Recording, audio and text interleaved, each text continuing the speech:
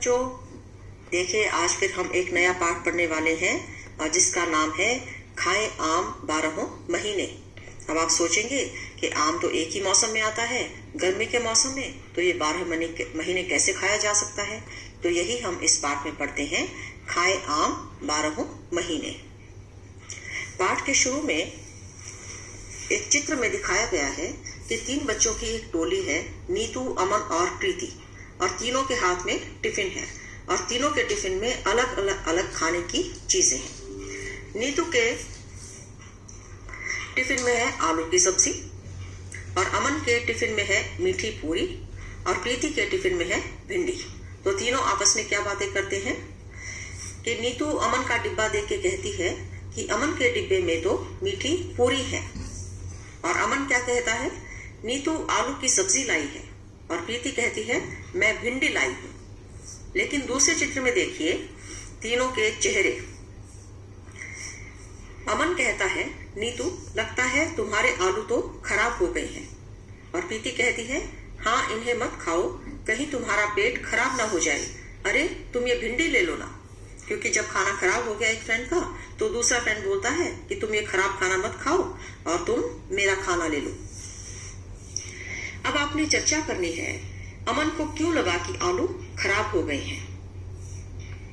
अब ये भी बात ठीक है, कैसे पता लगा अमन को कि आलू खराब हो गए हैं? क्या उसकी शक्ल देख के पता लगा, या उसकी गंध सूंघ कर पता लगा, या उसको चख कर पता लगा? तीनों ही चीजें हो सकती हैं। कई बार हम खाने को देखकर ही पता लगा सकते हैं कि ये खराब हो चुका है, उसमें फफूंद लग जाती है, या फिर उसमें से फफूंद ना लगे तो एक अलग तरीके से गंध आने लगती है। और ये देखकर भी ना पता लगे तो जब हम खाना खाते हैं तो खाते हुए उसका स्वाद हमें थोड़ा अलग सा लगता है और हमें पता चल जाता है कि खाना खराब हो चुका है। लेकिन इसके बाद भी क्या होता है कि बच्चे छोटे होते हैं तो बच्चों को समझ नहीं आता खाना खाने के बाद भी कि खाना खराब हो चुका है, और वो खाना खा लेते हैं कि कहीं डांट ना पड़े कि खाना क्यों नहीं खाया या खाना क्यों फेंक दिया, या ये सोचकर कि चलो खाना क्यों फेंका, खाना खा लेते हैं, भूख भी लगी हुई है। तो खराब खाना खाने से क्या होता है? अगर बच्चा खराब खाना खा ले या हम में से कोई भी जो खाना खराब हो चुका है वो खा ले तो क्या होगा? हमारा पेट खराब हो जाएगा, हम बीमार हो जाएंगे। तो आपने चर्चा करनी है अमन को क्यों लगा कि आलू खराब हो गए हैं। उसकी आलू की सब्जी को देखकर पता लगा, या उसकी गंध से पता लगा, या उसको चख कर पता लगा। क्या तुमने कभी ऐसा खाना देखा है जो खराब हो गया हो? तुम्हें कैसे पता चला कि वह खराब हो गया है? आपने भी कभी अपने टिफिन में या अपने घर में ऐसा देखा है कि सुबह का कोई खाना बचा हुआ है और रात तक वो खराब हो चुका है? तो आपको कैसे पता चलता है कि वो खाना खराब हो चुका है? प्रीति ने नीतू को आलू खाने से मना किया। तुम्हें क्या लगता है कि यदि नीतू वह खाना खा लेती तो क्या होता? अब प्रीति ने नीतू को बोला ना कि तुम मेरी भिंडी खा लो, आलू मत खाओ। तो अगर नीतू वो आलू खा लेती तो क्या होता? वो बीमार पड़ सकती थी। अब आपने अपनी कॉपी में लिखना है, रसोई घर में से खाने पीने की कुछ चीजें चुनकर लिखो। रसोई घर में जाकर आपने क्या देखकर क्या चुनना है और क्या लिखना है वो देखिए। जो 2-3 दिन में खराब हो सकती हैं वो चीजें, उन चीजों के नाम लिखो जो 2 या 3 दिन में ही खराब हो जाती हैं। वो चीजें जो हफ्ते भर तक खराब नहीं होंगी। अब 2-3 दिन में कौन सी चीजें खराब हो सकती हैं? कुछ दूध है, कुछ सब्जियां हैं जो 2-3 दिन में खराब हो सकती हैं।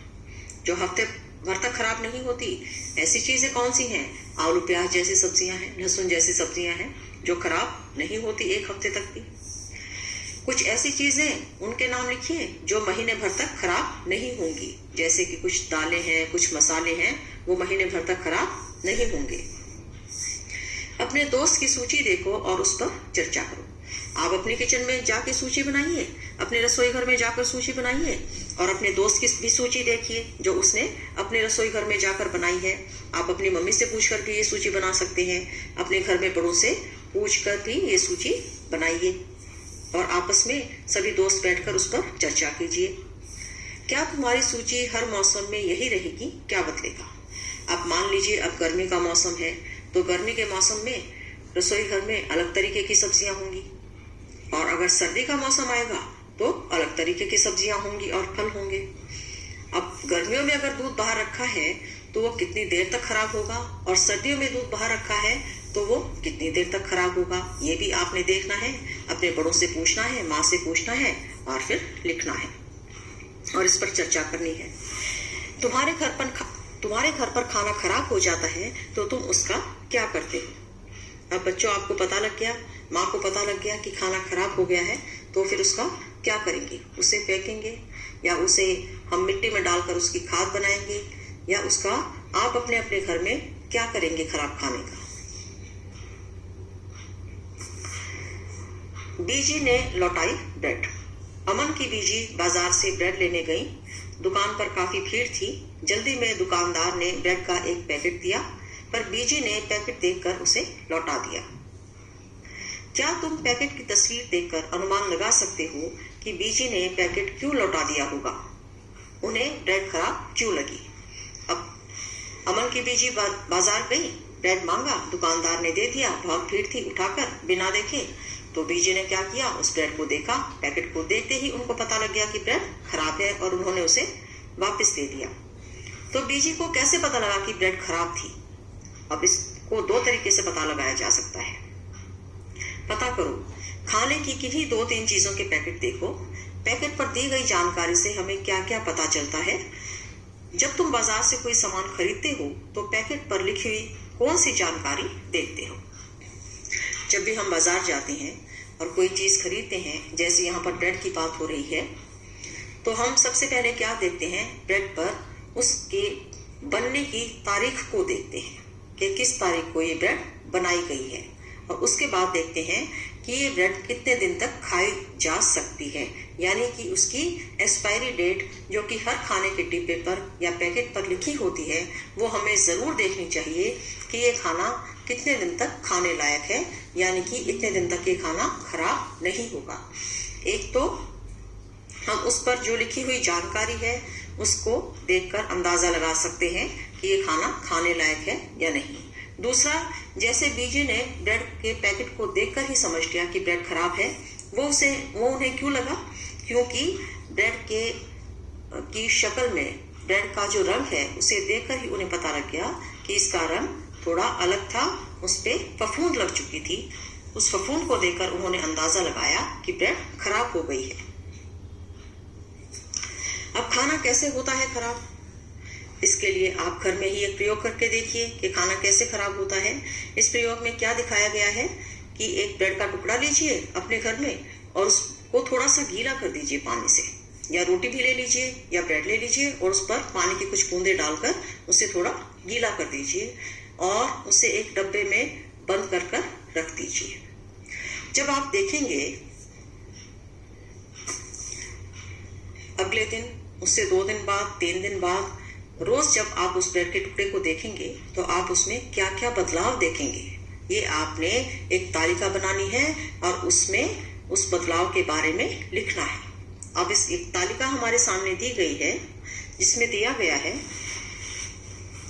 पहला खाना है दिन का, कि पहला दिन, दूसरा दिन, तीसरा दिन, चौथा दिन, 5वां दिन और 6वां दिन।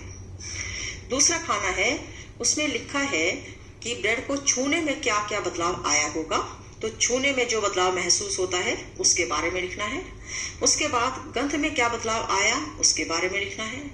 फिर हैंड लेंस से देखने में क्या बदलाव आया, जब आप किसी लेंस से उसे देखेंगे तो पास से आपको बहुत सारी चीजें नजर आएगी जो बिना लेंस के नहीं नजर आ रही थी। और उसके रंग में क्या बदलाव आया, ब्रेड का रंग सफेद था, अब धीरे धीरे वो कैसा होता चला गया। तो ये सभी बदलाव आपने अपने घर में प्रयोग करके देखने हैं और स्वयं ही लिखने हैं।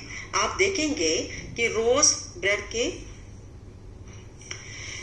छूने में या तो वो सख्त होती चली जाएगी और ज्यादा, उसकी गंध में वो गंध आप नहीं सूंघ पाएंगे, गंदी होती चली जाएगी।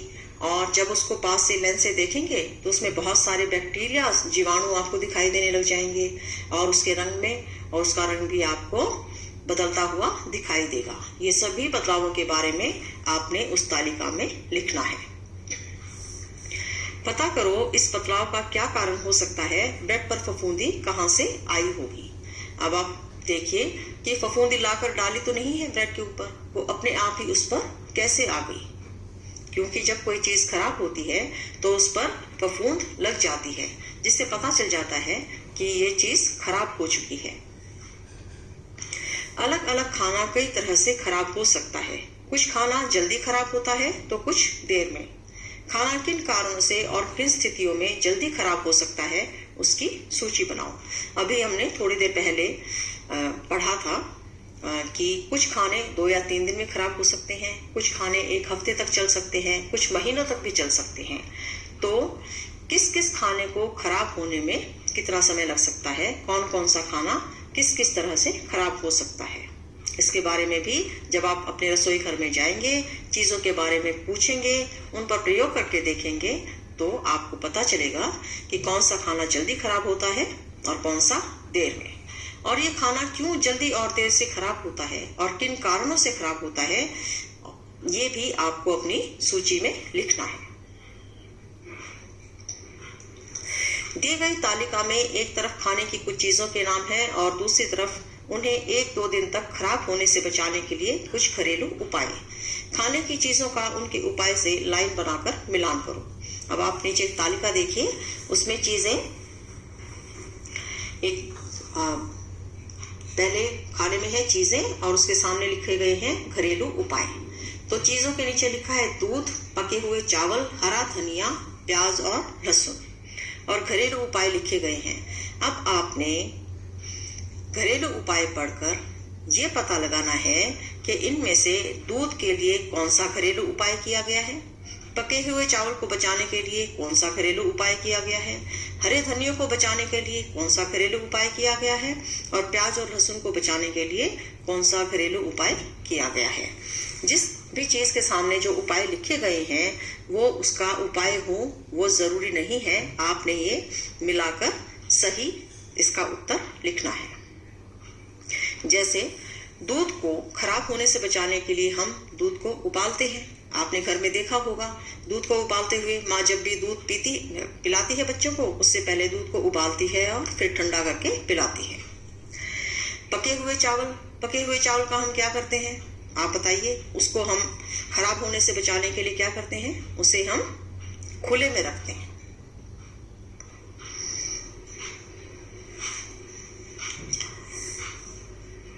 पके हुए चावल को हम बचाने के लिए एक कटोरे में डालकर पानी के बर्तन में रखते हैं, या खुले में रखते हैं, या नमी से बचा कर रखते हैं। अब आप बताइए हम क्या करते हैं। मुझे तो लगता है कि पके हुए चावलों को मैं भी थोड़ा समझ लूं क्या करते हैं, और हरे धनिया को गीले कपड़े में लपेट कर रखते हैं, और प्याज और लहसुन को खुले में रखते हैं नमी से बचाकर। तो अब बचा क्या, एक कटोरे में डालकर पानी के बर्तन में रखते हैं। चिट्टे बाबू और चिन्ना बाबू ने बनाया मामेडी तांड्रा। अब ये मामेडी तांड्रा क्या है, चलिए पढ़ते हैं इसके बारे में। चिट्टे बाबू और चिन्ना बाबू आंध्र प्रदेश के आत्रेयपुरम गांव में रहते हैं। छुट्टियों में उन्हें आम के बाग में खेलना बहुत पसंद है। जब पेड़ आम से लदे होते हैं, उन्हें कच्चे आम को काट कर नमक मिर्च लगाकर खाना भी बहुत पसंद है। उनके घर पर उनकी अम्मा कच्चे आम को अलग अलग तरह से पकाती हैं। वे आम का अचार भी 3-4 तरीके से बनाती हैं। आम का यह अचार साल भर तक चलता है, अगले मौसम के आम आने तक। एक दिन शाम को खाना खाते समय चिन्ना बाबू ने कहा, अम्मा इतने सारे आम पके रखे हैं, उनका मामेडी तांड्रा। अब मामेडी तांड्रा क्या है, आम पापड़, जिसे हम आम पापड़ बोलते हैं, उसे आंध्र प्रदेश में मामेडी तांड्रा बोलते हैं। उनका मामेडी तांड्रा बनाओ ना। फिर उनके अप्पा ने कहा, यह तो 4 हफ्तों का मेहनत वाला काम है, अगर तुम दोनों भी मदद करोगे तो ही हम सब मिलकर मामेडी तांड्रा बनाएंगे। जब उन्होंने अपने मम्मी पापा को बोला कि हमें आम पापड़ खाना है, तो उसके पापा ने कहा कि ये तो बहुत मेहनत का काम है, अगर तुम मदद करोगे तो हम जरूर बना लेंगे। भाइयों ने मदद के लिए जल्दी से हामी भर दी। अब उन्होंने आम पापड़ खाना था तो उन्होंने जल्दी से हाँ बोल दिया। अगले दिन सुबह दोनों भाई अपने अप्पा के साथ बाजार गए। वहां से चटाई, कैजुरीना पेड़ के डंडे, नारियल से बनी रस्सी, गुड़ और चीनी खरीद कर लाए। अब ये सारी चीजें क्यों लाए? क्योंकि ये सारी चीजें आम पापड़ बनाने में प्रयोग होती हैं। और ये कैसे कैसे प्रयोग होती हैं ये हम आगे पढ़ेंगे और देखेंगे। अम्मा ने आंगन में एक कोना ढूंढा जहां दिन भर अच्छी धूप आती हो। यहाँ दोनों भाइयों ने डंडों से एक ऊंचा मचान बनाया। उन्होंने उस मचान पर रस्सी की सहायता से चटाई बांधी। अब वो रस्सी भी लाए हैं नारियल से बनी हुई, और डंडे भी लाए थे जो कि मचान बनाने के काम आए। और उस मचान पर उन्होंने रस्सी की सहायता से चटाई बांधी। अगले दिन अप्पा ने सबसे ज्यादा पके हुए आम अलग छांटे। सभी ने मिलकर आम का गूदा निकाला। फिर एक बड़े से बर्तन पर पतले सूती कपड़े से आम के रस को छाना ताकि गूदे में आम के रेशे ना रहें। आप भी आम पापड़ बनाना सीख सकते हैं क्योंकि उन्होंने बहुत अच्छे तरीके से बताया है कि आम पापड़ कैसे बनाया जाता है। सबसे पहले ही पके हुए आमों का गूदा निकाला और फिर उनको एक सूती कपड़े से छाना। चिट्टे बाबू ने गुड़ को अच्छे से तोड़ा ताकि उसमें बिल्कुल गांठ ना रही। फिर उन्होंने आम के रस में बराबर मात्रा में गुड़ और चीनी डाली। चिन्ना बाबू ने उसे बड़े चम्मच से खूब अच्छी तरह मिलाया। अम्मा ने इस मीठे गूदे की एक पतली सी परत चटाई पर फैला दी। फिर उसे धूप में सूखने के लिए छोड़ दिया। दिन छिपने पर उन्होंने चटाई को एक साड़ी से ढक दिया। अगले दिन उन्होंने फिर से आमों का गूदा निकाला, उसमें चीनी गुड़ डाला। फिर पिछले दिन वाली आम की परत पर एक और परत जमा दी। चौथे दिन से अम्मा ने बाकी का काम चिन्ना बाबू और चिट्टी बाबू को खुद करने को कहा। दोनों ने मिलकर ऐसे ही कई परतें जमाई। अगले 4 हफ्ते तक उन्हें यही चिंता रही कि कहीं बारिश ना हो जाए। 4 हफ्ते बाद आम पापड़ की परत पर परत 4 सेंटीमीटर की हो गई और एक सुनहरी बिछोनी की तरह लगने लगी। कुछ दिन बाद भानुमती ने कहा, अब आम पापड़ तैयार है, कल हम उसे निकालकर उसके टुकड़े काटेंगे। तो उन्होंने आम पापड़ कैसे बनाए? पहले उनका गूदा निकाला, छाना, फिर उसमें गुड़ और चीनी मिलाई और उसको खूब अच्छी तरह मिलाकर एक चटाई पर पतली परत के रूप में फैलाया और उसे धूप में सूखने के लिए रख दिया। और रोज उन्होंने इसी तरीके से किया और पहले वाले आम पापड़ के ऊपर वो परत बनाते चले गए। तो इस प्रकार से उनकी 4 सेंटीमीटर मोटी परत तैयार हो गई। लेकिन उनको बीच में एक चिंता बहुत रही कि कहीं बारिश ना आ जाए। अगर बारिश आ जाती तो क्या होता बच्चों? बारिश आने के बाद आम का जो गूदा निकाला था उन्होंने सूखने के लिए रखा था, वो ना सूखता और बारिश की वजह से वो खराब हो सकता था, क्योंकि उसमें नमी आ जाती और सही समय पर अगर वो नहीं सूखेगा तो भी वो खराब हो सकता था। अगले दिन उन्होंने आंगन में मचान पर से चटाई हटाई और उस पर साड़ी इसलिए डाली, इसको ढक के रखा ताकि उस पर कोई गंदगी ना आने पाए, मक्खियां ना बैठने पाए। अगले दिन उन्होंने आंगन में मचान पर से चटाई हटाई, आम पापड़ की परत को छोटे टुकड़ों में काटा और अपना बनाया हुआ आम पापड़ चखा। चिन्ना बाबू बोले, वाह, मजा आ गया, आखिर अपना हाथ भी तो लगा है इसमें। जैसे हम घर में कोई चीजें मिलकर जब बनाते हैं और वो बहुत स्वादिष्ट बनते हैं तो हम कैसे बोलते हैं, मैंने बनाई है ना, इसीलिए बहुत स्वाद बनी है। अब आप लिखिए, आम के गूदे में गुड़ और चीनी मिलाकर धूप में क्यों सुखाया होगा? अब आप बताइए क्यों सुखाया? ताकि वो अच्छे से सूख जाए, तभी तो वो पापड़ बनेगा ना जम के, नहीं तो वो गूदा है, बहुत गीला है। बाबा ने आम पापड़ बनाने के लिए सबसे पके हुए आम पहले क्यों छाटे सबसे पके हुए आम के? एक तो उनका गूदा, आम पापड़ बनाने के लिए पके हुए आम का गूदा चाहिए था। दूसरा, जो आम पका हुआ है उससे पहले अगर दूसरा आम ले लेते तो पका हुआ आम थोड़े समय बाद खराब हो सकता था, इसलिए सबसे पहले पके हुए आमों का ही गूदा निकाला। भाइयों ने मामिड़ी तांडरा कैसे बनाया, अलग अलग चरण समझाओ। अब ऊपर पाठ में आपने पढ़ा कि कितने अच्छे से उन्होंने बताया है कि पहले आम का गूदा निकाला, उसके बाद उसको सूती कपड़े से छाना, उसके बाद उसमें बराबर मात्रा में गुड़ और चीनी को बहुत अच्छे से मिलाया और फिर उसको धूप में चटाई पर फैलाया और रोज ऐसे ही अलग अलग परत एक के ऊपर एक बनाई, जिससे वो 1 महीने में 4 हफ्तों में सूखकर आम पापड़ बनकर तैयार हो गया। तुम्हारे घर में कच्चे व पके हुए आम से क्या क्या बनाते हैं? तुम्हें कितनी तरह के अचार के बारे में पता है? सूची बनाओ तथा कक्षा में साथियों से उस पर बातचीत करो। हम सब घर में अचार खाते हैं, अलग अलग तरीके के अचार खाते हैं। कोई आम का अचार पसंद करता है, कोई नींबू का अचार पसंद करता है, कोई आंवले का अचार पसंद करता है, कोई मिर्च का अचार पसंद करता है। तो इस तरीके से सबके घर में अलग अलग तरह के अचार होते हैं। और जब आम का सीजन होता है, आम का मौसम होता है, तो माँ कच्चे आम मंगवाती है और उनका अचार डालती है। तो आप अपने घर में आम के मौसम में कच्चे और पके हुए आम से क्या क्या बनाते हैं, सोचिए और लिखिए। जैसे गर्मियों के मौसम में मैंगो शेक बहुत ज्यादा बनता है पके हुए आम से। कच्चे आम की चटनी बनती है, आम पन्ना बना लेते हैं या आम का अचार डाल लेते हैं। तो आप अपने घर में आपकी मम्मी क्या बनाती है कच्चे और पके हुए आमों से, उसके बारे में लिखिए। दूसरा, आपको कितनी तरह के अचारों के बारे में पता है, उसके बारे में भी लिखिए। अब कुछ बच्चों के घर में तो बहुत ही अलग तरीके के अचार होते हैं जो बाकी बच्चों ने सुने भी नहीं होते।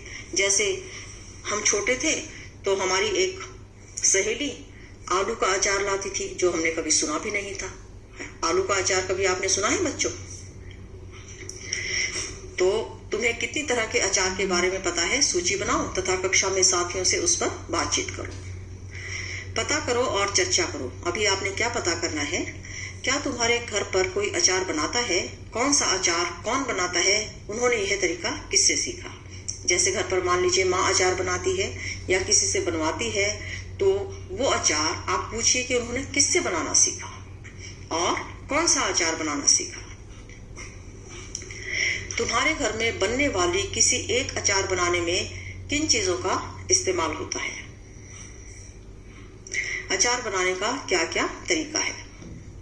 अब मान लीजिए घर में आम का अचार बनता है तो उसको किस तरीके से बनाया जाता है। अब जरूरी तो नहीं कि अचार एक ही तरीके से बनाया जाए, मैं किसी और तरीके से बना सकती हूँ, आप किसी और तरीके से बना सकते हैं। तो आपके घर में अचार बनाने के लिए किन चीजों का इस्तेमाल होता है और उसका क्या तरीका है, इसके बारे में भी लिखिए। पापड़, चटनी, बढ़िया, सॉस आदि तुम्हारे यहाँ कैसे बनाते हैं? ये सारी चीजें भी सबके घरों में अलग अलग तरीके से या अलग अलग चीजों की बनाई जाती होंगी। तो इसके बारे में भी अपनी माँ या दादी से पूछिए कि वो कैसे बनाते हैं। पुणे से कोलकाता तक रेलगाड़ी से जाने में 2 दिन लगते हैं। अगर तुम्हें उस सफर में जाना हो तो तुम खाने में क्या ले जाना पसंद करोगे, उसको पैक कैसे करोगे? सब मिलकर ब्लैक बोर्ड पर एक सूची बनाओ। सबसे पहले क्या खाओगे? इसका क्या तात्पर्य है कि मान लीजिए आप किसी रेलगाड़ी में लंबा सफर कर रहे हैं, आपको 2 दिन तक सफर करना है रेलगाड़ी में, तो आप अपने साथ खाने की कौन कौन सी चीजें ले जाना पसंद करेंगे या आसानी से ले जा पाएंगे, और जो भी आप ले जा पाएंगे उसको आप किस तरीके से पैक करके लेके जाएंगे। अब रेलगाड़ी में ज्यादातर हम सूखा खाना ही लेके जाएंगे जो कि खराब ना हो, 2 दिन तक खराब ना हो और उससे हमारी भूख भी मिट जाए। ज्यादातर हम देखेंगे हम मठिया ले जाएंगे, हम चिप्स ले जाएंगे या पापड़ ले जाएंगे, उसके साथ अचार या चटनी लेके जा सकते हैं जो खराब ना हो, लेकिन उसे हम पैक करेंगे किसी हवाबंद डब्बे में ताकि वो नमी लग के खराब ना हो। अब आप खुद सोचिए, खुद पूछिए घर में कि हम खाने को कैसे पैक करेंगे। हम क्या समझे? ये जो हमने पाठ पढ़ा, ये जो हमने उदाहरण देखे, ये जो हमने प्रश्न पूछे, इससे हमें क्या समझ आया? शीशियों में अचार रखने से पहले शीशियों को धूप में सुखाया जाता है, क्यों? अगर किसी शीशी में थोड़ा पानी रह जाए तो क्या होगा? क्या तुम्हें ब्रेड वाला प्रयोग याद है? घर में जब मम्मी या दादी अचार डालती हैं तो वो सबसे पहले जिस बर्तन में अचार डालती हैं उसे धूप में रखकर अच्छे से सुखा लेती हैं। उसका कारण क्या है कि अगर उसमें थोड़ी सी भी नमी रह गई, थोड़ा सा भी पानी रह गया, तो वो उस अचार को खराब कर सकता है, क्योंकि नमी लगते ही चीजें खराब हो जाती हैं। जैसे आपने ब्रेड पर प्रयोग करके देखा कि ब्रेड पर कुछ पानी की बूंदें डालकर एक डब्बे में बंद करके रख दिया तो ब्रेड धीरे धीरे खराब होती चली गई। इसी तरीके से जिस भी चीज का अचार डालेंगे उसे हम बिल्कुल सूखे बर्तन में डालेंगे, उसे पानी से बचाएंगे, नमी से बचाएंगे। आम को पूरे साल चलाने के लिए उसका अचार, आम पापड़, चटनी, टॉफी, रस आदि कई चीजें बनाते हैं। कुछ और खाने की चीजों के नाम लिखो जिन्हें लंबे समय तक चलाने के लिए उनसे अलग अलग तरह की चीजें बनाते हैं। कुछ और ऐसी चीजें लिखिए, अपने कॉपी में नाम लिखिए जो पूरे साल तक रखी जा सकती हैं और घर में बनाते हैं। आप अपनी मम्मी से पूछिए कि वह ऐसी कौन सी चीज है जो ज्यादा दिन तक बनाकर रखती हैं। आमतौर पर अचार के अलावा और ऐसी क्या चीज हो सकती है जो पूरे साल तक चल सकती है, ये आप अपनी मम्मी से पूछिए और अपनी कॉपी में लिखिए। तो ये आज हमने बात की ऐसी चीजों के बारे में जो 12 महीने तक खाई जा सकती हैं लेकिन मिलती एक ही मौसम में है। तो उसका सबसे बढ़िया उदाहरण है अचार, जो कि पूरे साल तक चलता है। और जो आम पापड़ बनाना सीखा उसे भी आप चित्र में देख सकते हैं कि कितने अच्छे तरीके से दिखाया गया है कि दोनों बच्चे खेलते हुए दिखाए गए हैं और अपने फादर से फिर बोलते हैं कि आम पापड़ बनाया जाए, और फिर दिखाया गया है कि आम का गूदा निकाला जा रहा है और माँ उसको चटाई पर फैला रही है मिलाने के बाद, और फिर बच्चे उसको बहुत स्वाद लेकर खा रहे हैं। तो ये चित्र भी बहुत अच्छा बनाया गया है। तो बच्चों, उम्मीद है आपको ये पाठ बहुत ही अच्छा लगा होगा और इसमें जो बातें आपको करने को कही गई हैं वो आप अपने घर में करके देखिए और उनकी सूची बनाइए। तो फिर मिलेंगे आपसे किसी नए पाठ के साथ, और वो भी इतना ही मजेदार होगा। तो बाय बाय।